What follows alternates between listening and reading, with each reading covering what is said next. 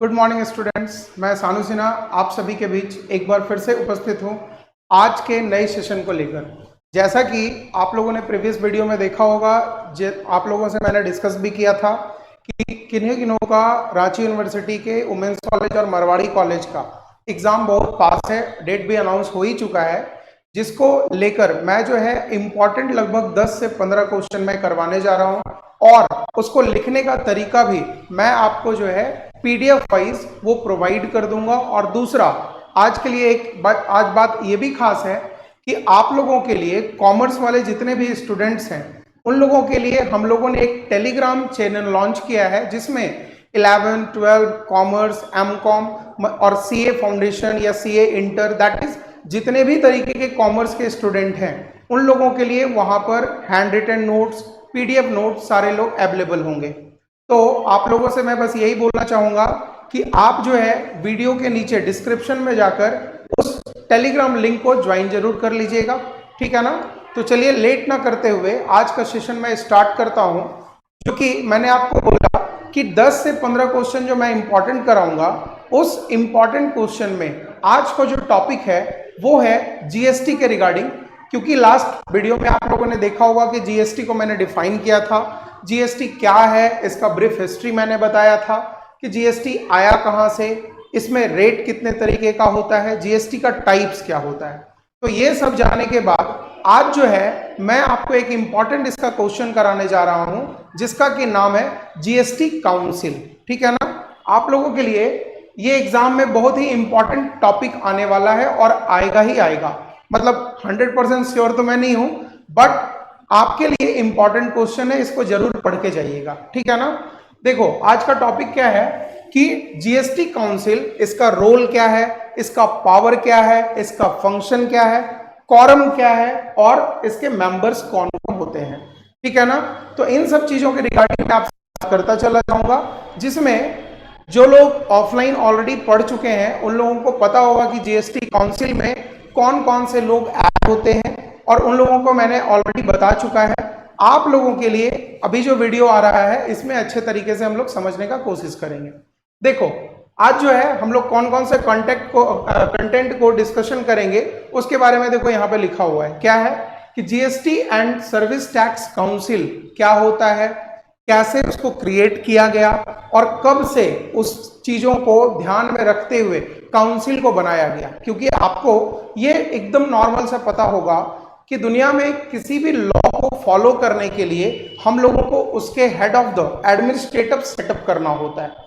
जैसे कि अगर मानकर चलो कि मैं ही आपका क्लास ले रहा हूं, तो मैं आपका क्लास ले रहा हूं तो मेरे पीछे भी बहुत सारे बैक एंड टीम काम कर रहे होंगे, है ना। तो आपको अगर मान लो कि आप रोड पे गाड़ी चलाते हो और आपका हेलमेट विदाउट हेलमेट जब चालान कट जाता है तो उस चालान को भी कोई ना कोई डिसाइड किया होगा कि 1000 रुपया ही होना चाहिए हेलमेट का चालान, ठीक है ना। आप हेलमेट नहीं पहनते हो, रोक के क्यों नहीं आपसे 1 लाख रुपए का चालान काट देता है। तो उन सब चीजों के लिए भी हम लोगों के लॉ मेकर पीछे बैठे हुए हैं जो कि इन सारे चीजों को हैंडल करते हैं। तो उसी तरीके से जीएसटी को भी क्रिएट करने के बाद उन सारे चीजों को देखरेख करने के लिए एक काउंसिल बनाया गया। काउंसिल को आप अपने भाषा में संगठन बोल सकते हो, ऑर्गेनाइजेशन बोल सकते हो, जो कि पूरे देश में है ना। और ये एक्ट के द्वारा पास किया गया काउंसिल है, याद रखना, एक्ट माने कानून, ठीक है ना। आगे देखते हैं मेंबर ऑफ जीएसटी काउंसिल, मतलब जीएसटी में कौन कौन मेंबर्स हो सकते हैं, इसमें कौन कौन से काउंसिल के मेंबर होंगे उनके बारे में जानेंगे आज हम। फिर है power of GST council, GST council का क्या पावर है, क्या वो आगे काम कर सकता है, ओनली रिकमेंडेटरी इन नेचर। आगे देखो बताया है quorum for GST council meeting और फंक्शंस ऑफ जीएसटी काउंसिल। तो इन सब चीजों के बारे में आज का सेशन हम लोग का चलेगा। होप सो आप लोग बिल्कुल अंत तक वीडियो को देखते रहिएगा और टाइम मिले तो 2 चीज करना, पता है क्या, चैनल को सब्सक्राइब कर दीजिएगा और बगल में घंटी दबा दीजिएगा। उसका रीजन ये है कि इन फ्यूचर जितना भी वीडियो आपको वो उसका नोटिफिकेशन आप लोगों को मिलता चला जाएगा, ठीक है ना।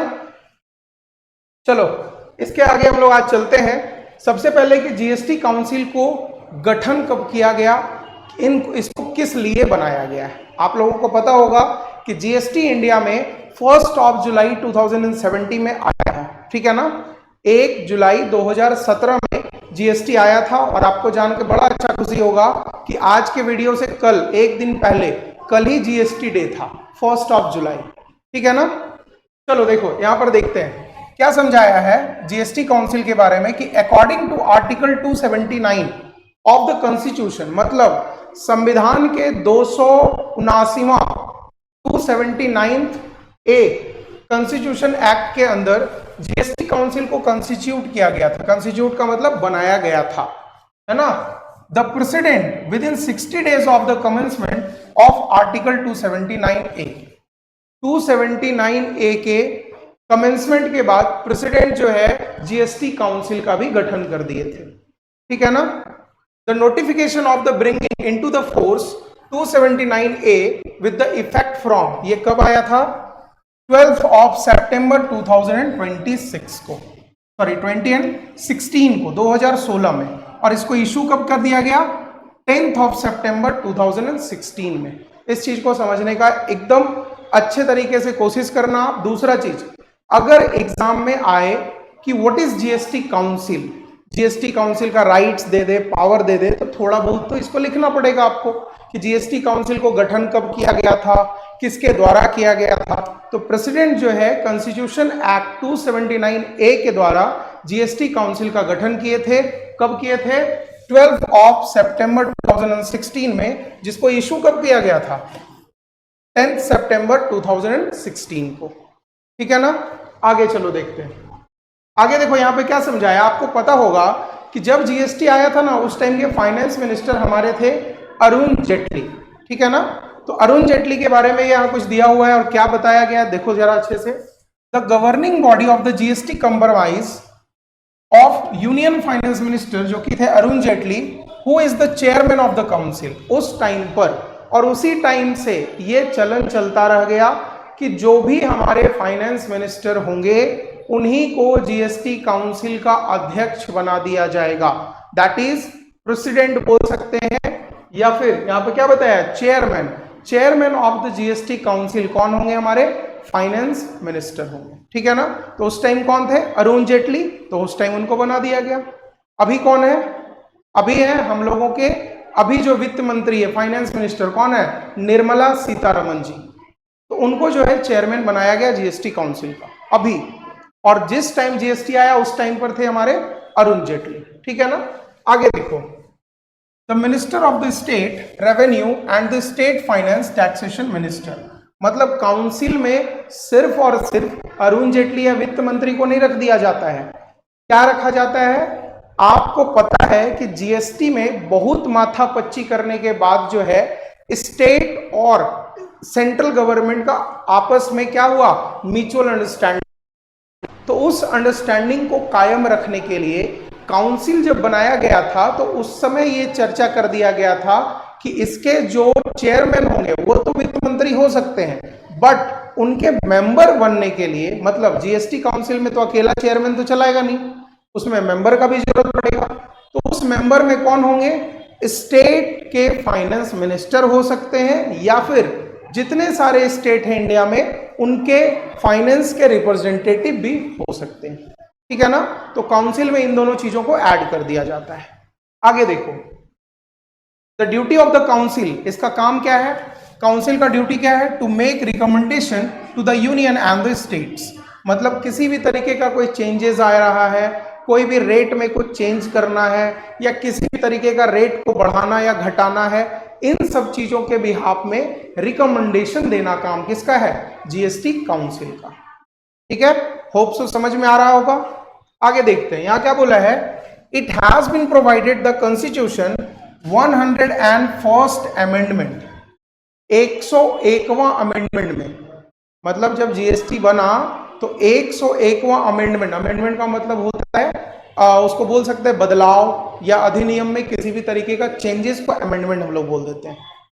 तो इसमें बताया है कि एक्ट 2016 जो जीएसटी आया है, जीएसटी काउंसिल क्या किया, it is discharge to various function, बहुत सारे फंक्शन को क्या कर दिया, वो डिस्चार्ज कर दिया। Shall be guided by the need for the harmonised structure of GST. जो जीएसटी के लिए दिक्कत वाला चीज था उन सारे चीजों को जीएसटी काउंसिल मिलकर हटा दिए थे। कौन से अमेंडमेंट में? 101वां अमेंडमेंट में। ठीक है ना। चलो आगे देखते हैं। और ये क्यों हटाया गया? क्योंकि हमारे राष्ट्र के लिए, हमारे देश के लिए जो थोड़ा प्रॉब्लम देने वाला बोल सकते हैं रेट था या कोई सामान पर जीएसटी लगने लायक चीज था, उन सारी चीजों को हटा दिया गया था। ठीक है, आगे देखते हैं। अब आगे बताया है जीएसटीसी। अब बोले सर नया वर्ड सुनकर जीएसटीसी क्या होता है भाई? तो जीएसटीसी का फुल फॉर्म क्या है? Goods and service tax council. तो जीएसटी काउंसिल ही हम लोग पढ़ रहे हैं। तो जीएसटीसी के बारे में क्या बताया है? देखो यहां पर जीएसटीसी के बारे में क्या डिस्कशन किया है। In the GST council the decision taken by the 3/4 majority. मतलब 3/4 का मतलब क्या हुआ?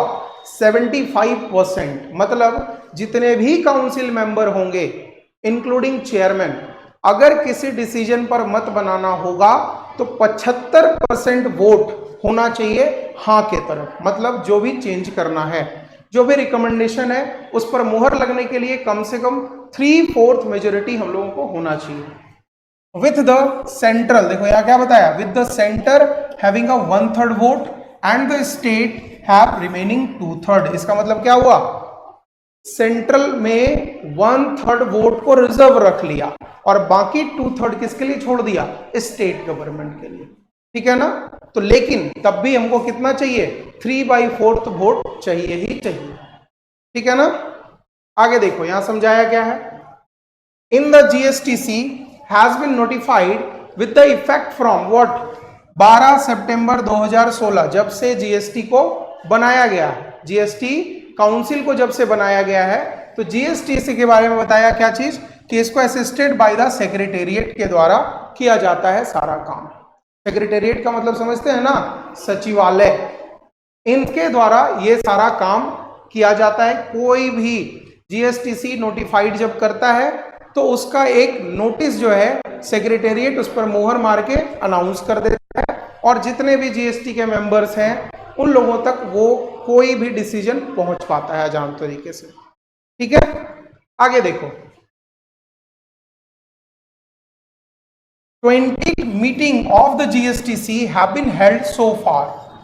2016, 12 सितंबर 2016 के बाद कम से कम 20 मीटिंग करने के बाद the following major decision have been taken by the GSTC. आपको अभी देखो अच्छे तरीके से याद रखो, हम बात कर रहे हैं 12 सितंबर 2016, लेकिन जीएसटी आया कब? 1 जुलाई 2017। तो जिस दिन जीएसटी काउंसिल बना लिया गया उस पर फिर बहुत सारे पॉइंट पर चर्चा करने के बाद उस चर्चे को क्या बनाया गया?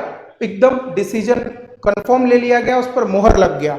उसके बाद देखो यहां क्या बताया, जीएसटी रिटर्न का ड्यू डेट माना गया। क्या कब ड्यू डेट में? ये कब हुआ था?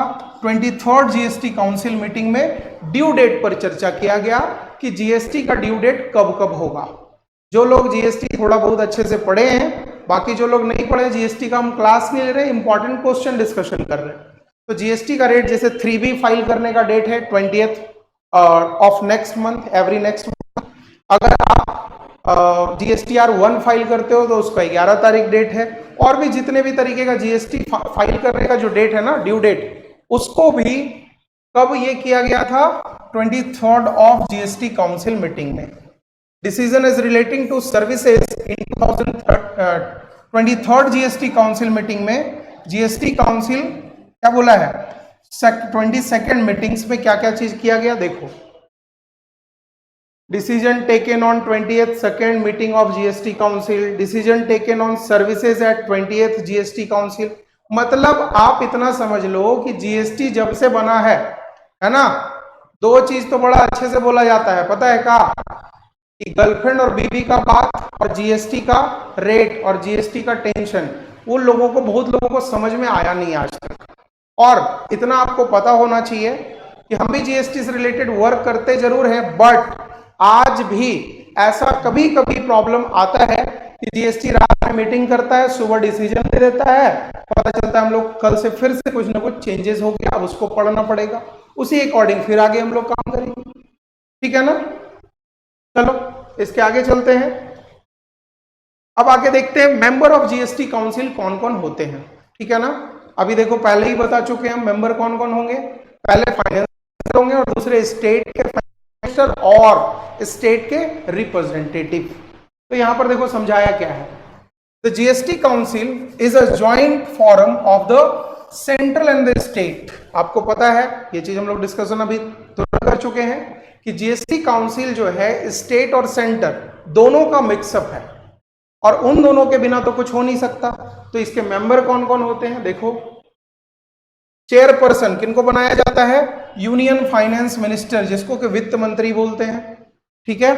दूसरा वाइस चेयरपर्सन कौन होते हैं, to be chosen from the among the members of the minister of state government members. मतलब जो स्टेट गवर्नमेंट के जो मेंबर्स होते हैं और जो उनके रिप्रेजेंटेटिव होते हैं उन लोगों के बीच में किसी एक को चुना जाता है और वो भी कैसे, 3/4 वोट लेकर। मतलब 75% वोट लेने के बाद किसी भी एक पर्सन को उठाकर वाइस चेयरमैन बनाया जाता है। डन, समझ में आ रहा है। आगे देखो, आगे यहां पर क्या समझाया। The union minister of the state in charge of revenue and finance or the minister in charge of finance or taxation or any other minister nominated by each state government। इसका मतलब क्या बोला, अभी जो हम बोले कि उनको वोट के बेसिस पर वाइस चेयरमैन को चूज किया जाता है, लेकिन उसमें भी दो पॉइंट है। पहला क्या बोला कि आप यूनियन मिनिस्टर ऑफ स्टेट, मतलब बात करें हम यूनियन फाइनेंस मिनिस्टर बोलिए या फाइनेंस मिनिस्टर बोलिए, कि किसी भी राज्य का जो वित्त मंत्री होते हैं, ठीक है ना, उनको भी जो है आप मेंबर बना सकते हो rather than the minister in charge of finance. मतलब उसके क्या बोल सकते हैं एक तरीके से सबऑर्डिनेट्स या फिर रिप्रेजेंटेटिव को भी आप उठाकर वाइस चेयरमैन बना सकते हैं। ठीक है ना। चलो आगे देखते हैं क्या बोला है। अब इस पर चलते हैं कि पावर क्या, जीएसटी काउंसिल तो सर बन गया, किस तरीके से बना ये भी पता चल गया, कब बना ये भी पता चल गया। कब बना था जी, 12 सितंबर 2016 में, और किस सेक्शन के अंतर्गत, 279A के अंतर्गत। ठीक है ना। आगे देखो, पावर ऑफ जीएसटी काउंसिल क्या है भाई, only recommendatory in nature. Only recommendatory in nature का मतलब क्या हुआ कि सर जीएसटी काउंसिल तो जरूर बन गया, लेकिन काउंसिल किसी भी डिसीजन पर अपना मोहर तुरंत नहीं मार सकता विदाउट वोटिंग्स। ठीक है ना। तो इसका काम क्या है जीएसटी काउंसिल का, कि ये लोग मिलकर किसी भी डिसीजन को बनाता है, रिकमेंड करता है सारे मेंबर्स के पास, फिर सारे मेंबर्स बैठकर उस पर डिसीजन लेते हैं, और 3/4 अगर डिसीजन हो गया ओके, मतलब 75% लोग वोट हाँ के हिसाब पर अगर कर दिया, तो उस चीज को हम लोग एक नया अमेंडमेंट या फिर नया एक्ट भी मान सकते हैं। ठीक है ना। देखो आगे क्या समझाया। एज पर, देखो अभी जितना चीज बोले लिखा हुआ ही है भाई। As per article 279(4) the council will make recommendation on the union and the state as an important issues related to GST, like क्या, the goods and services that may be subjected और एग्जम्पशन फ्रॉम जीएसटी। आपको पता होना चाहिए कि GST में each goods and services in all over type of India, India में जितने भी तरीके का सामान बिकता है, हर एक सामान को जीएसटी के अंडर नहीं रखा गया है ना। अब किसको किसको रखा गया है, तो all goods related some type of exemption from the GST. जैसे पेट्रोलियम प्रोडक्ट को अलग रखा गया है ना, आपको पता होना चाहिए, पेट्रोल को अलग रखा गया है, लिकर जो शराब बोलते हैं उसको भी अलग रखा गया है, और भी बहुत तरीके का प्रोडक्ट है जिसको कि जीएसटी से बाहर रखा गया है। और क्यों रखा गया था, उसका रीजन ये था कि जब 2017 में जीएसटी आया था ना, तो इन लोग का बोलना था कि शुरू में जीएसटी लोग अडॉप्ट करेगा कि नहीं करेगा, पहले चेक करने के लिए जिसमें राज्य सरकार का ज्यादा पैसा आता हो उसको अलग रख दिया, बाकी सब चीजों पर जीएसटी लगा दिया। क्यों लगाया, waive of all type of taxes like VAT, excise duty, entertainment taxes, इन सारी चीजों को हटाकर जीएसटी लगाया गया था। ठीक है। आगे देखो, principle and the govern place of supply, मतलब आप जहां पर सप्लाई कर रहे हो वहां पर किस तरीके का टैक्सेशन लगेगा। GST rates included the floor rated with band special rate of raising additional resources during the natural calamities disaster of special provisions of certain states. आप इतना समझो कि जब कोई भी तरीके का कोई अलग तरीके का नेचुरल डिजास्टर अगर किसी स्टेट में हो जाए तो गवर्नमेंट चाहे तो वहां पर अपने बोल सकते हैं कि जो लॉस हुआ उसको भरपाई करने के लिए टैक्सेशन का रेट बढ़ा भी सकता है, लेकिन ये भी कब होगा, recommendation of the GST council. तो ये सब उनके हाथ का पावर है, बट क्यों, किस चीज का पावर है, only recommendatory in nature, recommend कर सकता है, उसको अप्रूव करने का पूरा का पूरा पावर उसके पास नहीं है। ठीक है, आगे चलो देखते हैं। यहां बताया quorum of GST council meeting. Quorum का मतलब होता है कि भैया वोटिंग राइट्स या फिर एक तरीके से बोल सकते हैं आदेश कौन कौन दे सकता है, किस तरीके का। कोरम के बारे में बताया है, देखो यहां पर क्या बोला है, the quorum of GST council is 50% of the total member.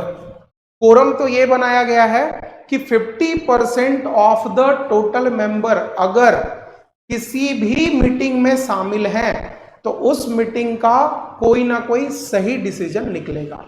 अब मान लो कि 50-100 लोग हैं पूरे काउंसिल में और पता चला मीटिंग रखे 40 लोग आया, 60 लोग गायब हो गया, तो भैया उसमें फिर हम लोग क्या मीटिंग करेंगे, उसको कैंसिल ही करना पड़ेगा, है ना।